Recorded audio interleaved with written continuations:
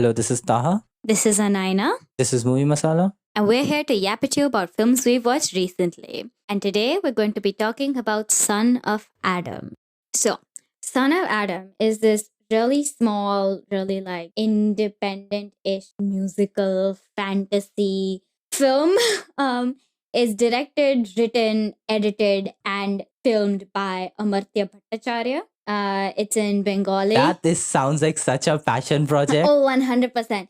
And it's kind of based off of this concept album by Rupam Islam. And the main character, Son of Adam, is played by Swastik Chaudhary. It was recommended to me, and it was such an interesting watch. Just to let you all know, I watched like a screener of this. It's going to release at London International Fantastic Film Festival. So if anyone's in London this weekend, come watch it. Yeah, don't do anything else. This is what you need to be on. Exactly. So yeah, it's great. And it was described as this protagonist-driven tale that represents the journey of human beings from the genesis to where we stand today. That sounds like a big thing to do. That sounds like a big ordeal to try and depict. And it's done mainly through songs. And these songs by Rupam Islam, who sings and like produces them as well. And it's such an interesting commentary on both a specifically Indian landscape about Indian politics and Indian social relations and stuff. But also, it felt like such a universal concept as well. It's entirely in Bengali, and I don't understand Bengali. So I was going purely off of the translation on the subtitles. But I mean, I understand a little bit of it from context. And it felt like the songs, they were being very pointed in certain places. And I mean, I'm talking about the songs because they are how the story moves forward. You have to talk about the songs in a Bollywood movie where like a fantasy Bollywood movie. But this is not Bollywood. This is not Bollywood is the thing. It's a completely independent. My bad. Yes, you're so sorry. I forgot Bollywood does not mean Indian. Yeah, sorry. An Indian fantasy movie. Where would it be without its songs? Exactly. And so it's such an interesting thing because like the songs are pointed in certain places and then they're so like metaphorical and artsy in other places. And I feel like that contrast between being to the point in your face and being like metaphorical and intellectual is kind of the point of the movie's message as well. But it's trying to show you like how human beings have evolved into like either people who just do or people who intellectualize too much and don't do. And how we as humans are kind of always trying to struggle for an in-between. And we can never find it. And yeah, so it's very, very interesting. And I feel like I've said that so many times, but it just makes you kind of think a lot about how we see ourselves or how we become conditioned into society from the moment of birth till like as we start being actually able to think about what we're thinking and doing. And there's a lot of, I wouldn't say contradictions, but the film brings up a lot of contradictions that exist. Inherent in just the overall theme or within itself necessarily? No, in the overall themes. And it never really resolved them. And I think that speaks a lot to the ending. I mean, I don't know if this is a spoiler or not, but the literal last song has this line that goes, "This is not a happy ending." Ooh. And it's like, yeah, it's not a happy ending because life often does not have an happy ending or, you know, but the film never feels hopeless. There are like instances in it where there is some hope in them. And I'm hesitant to give out a lot of the plot details because I genuinely want people to go see this film. And also because I don't know where this film is going to be available anytime soon. This is a film only you have seen. Nobody else will be able to No, I mean, see. people who are going to come to this film festival and watch this film are going to be able to see it. Come see it. But yeah, it's not something you often see in mainstream Indian cinema, which is what I want to get to next, which is because I don't want to say too much about the plot. I want to talk about the context it's in. And the context it's in is a lot of Hindi cinema, which is basically what you call Bollywood cinema, veers towards the mainstream. And it is mainstream. Like 90% of what people know about Bollywood is mainstream. But then there's like this small 5 to 10% of Hindi cinema that isn't mainstream. And it often goes overlooked, but sometimes you can like kind of pick it up. But I don't want to talk about Hindi cinema because this is not a Hindi film. This is a Bengali film. And one of the major discourses in Indian cinematic landscape is that non-Hindi language films go neglected because of how large and booming Bollywood is. I feel that is now slightly changing, specifically with Tamil language films, which are like hitting the US box office in like top fives and stuff. Exactly. So like RRR. Yeah. For sure. Then All We Imagine Is Light, which is another great shout. I have not seen want it yet. to watch it as well. Oh my God. Same. It's coming out in the UK in like the end of this month or the beginning of next month, I think. And it's already out in select cinemas in India.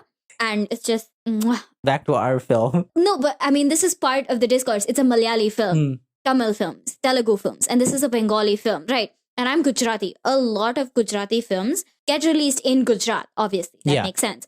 But they're so much better than any Bollywood mainstream film, but no one goes to watch them, which speaks to like the fact that this film is probably going to go unseen by a lot of the Indian population. Fair. But it's made for the Indian population in the sense that anyone is able to understand it. Oh, yeah. I love the quote Bong Joon-ho said when Parasite won. If you just get over the 2-inch barriers of subtitles, you'll open up yourself to a world of cinema and storytelling. Exactly. And he was talking to a largely English-speaking audience about Eastern film or an Asian film.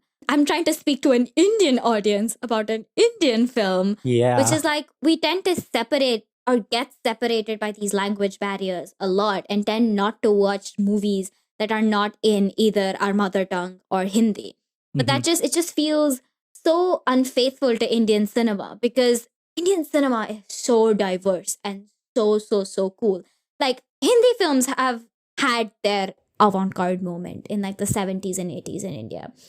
But there is like a legacy continued of avant-garde, vanguard Indian cinema that exists in so many different languages. Yeah. And I think this is one of those films that's kind of speaking within that corpus of films. Yeah, that feels like a great way to describe it, honestly. Exactly. Because Bengali art is kind of at this high level of production value and quality because they really value their art. They value literature. They value cinema. Just look at Rabindranath Tagore. Just look at Satyajit Ray. Satyajit Ray is so popular internationally. The BFI did a retrospective of his films. Amazing. Right. However, in Indian circles, mainstream, but only mainstream to like this elitist perspective. Or maybe in Bengal as a more like general local. So I'm trying to, this localized film industry. I fully understand what you mean. Even within like Pakistan, I can relate to this with South Asian films. There's so many good films that come out, but oftentimes we kind of disregard our own best work sometimes. Sometimes that's for social taboos. Like I can often speak to that in Pakistan. But sometimes it might just be they're not mainstream. They might focus on things which are more elitist and everything. And we disregard them so utterly. We only accept them truly if they bring accolades or some way. Other than that, there's no support. And I think that's so hard for them to then go onto those treadmills, right? You put shackles on them and then you only accept them once they overcome your own shackles in some ways. Exactly. And I guess I'm also kind of trying to say that like specifically like films in non-Hindi languages, the audience for them, sure, a local audience is so important. And the local audience is what keeps films going.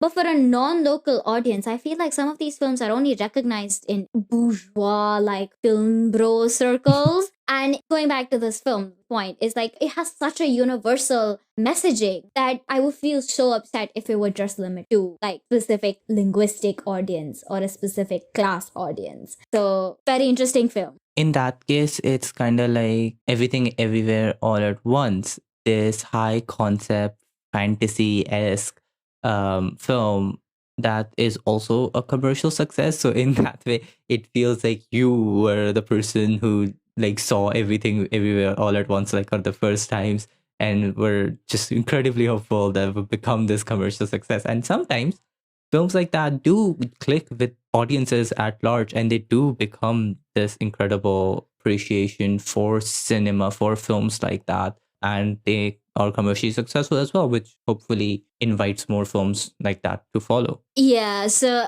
some people will say that this comparison to Everything Everywhere All at Once is not accurate for this film, for Son of Adam, because of how like small scale it is right now. But you know what? I completely disagree. We can compare whatever the fuck we like to whatever the fuck we like. So I agree. You're right. But yeah, that was just my thought. It's like, again, I don't want to give too much of the plot away, but I just want to say it exists in this body of cinema that needs to be explored, and I would really like people to watch it. Fair enough. So that was our thoughts on Sum of Adam. Thank you for tuning in. This episode is produced solely by us, musical assets from Pixabay. See you again next time. Bye bye.